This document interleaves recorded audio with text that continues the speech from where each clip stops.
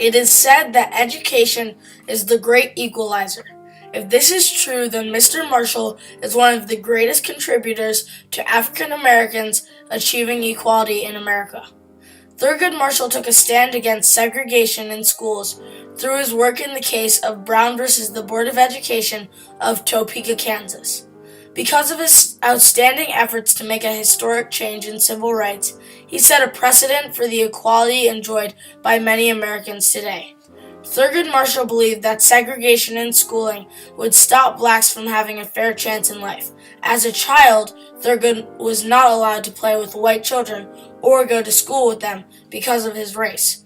Facing segregation in his childhood made Thurgood Marshall aware that unequal education was the cause of blacks not having a fair chance. He knew that black and white children possessed equal learning potential and that segregated schools were deliberately designed to oppress black people. In one of his quotes, he said, "If children could play together and interact with each other, why are they not able to go to school together?" End quote. Fortunately for Thurgood, having his parents take him to the courthouse as a child fueled his urge to be a lawyer.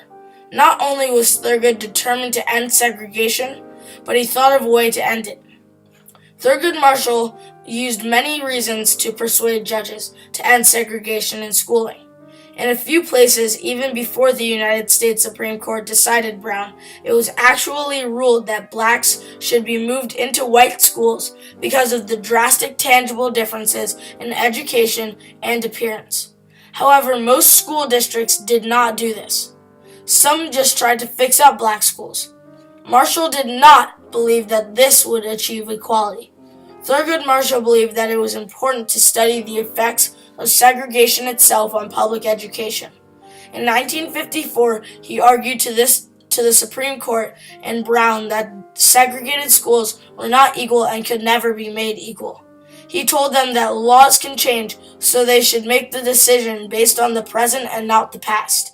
Thurgood Marshall was not lucky in winning the 29 out of 32 cases he argued before the Supreme Court. He was prepared. He possessed many attributes that helped him along the way. As his son said, So he was incredibly thorough. For example, he was well-versed and fully knowledgeable on the law.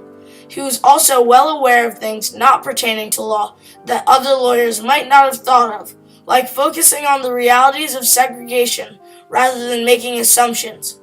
He was also determined and persistent, but polite as to not come off as aggressive. In 1961, as a law student, my cousin Eleanor Applewhite worked with Mr. Marshall at the NAACP Legal Defense and Education Fund, a legal institution founded by Thurgood Marshall. It is in its 77th year and is still one of the most important legal organizations for the advancement of civil rights. She said, Thurgood could sit and joke with you, but he had a spine of steel. Thurgood Marshall faced many challenges on his journey to be successful. He had to fight for civil rights while facing racial prejudice himself. He feared that because of his race, he would end up in jail like the people he was defending. He also feared that he would end up dead because he received many threats. My cousin Eleanor said, He had a great sense of humor and was a great storyteller and could keep you laughing. And what is particularly interesting is that he, and this was true for other lawyers in that office, they could keep you laughing about stories that sent shudders down your spine.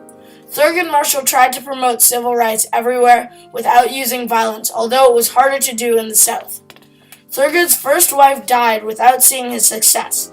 Instead of taking this loss negatively, he used it so that he would not let another generation watch African Americans suffer in schools.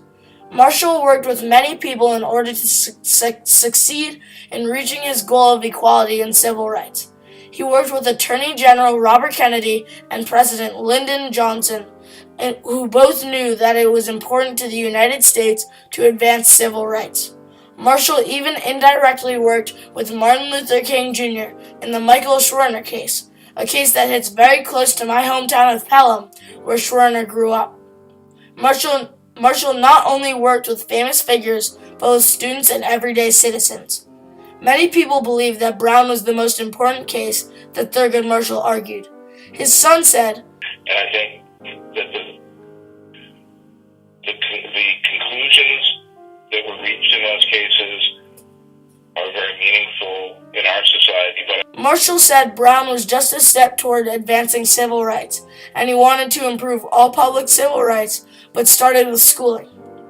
A quote from the book Thurgood Marshall, Supreme Court Justice says, "By the early 1930s, NAACP officials realized that blacks could never achieve social and economic equality without educational equality, and the organization made improved schooling for blacks a top priority.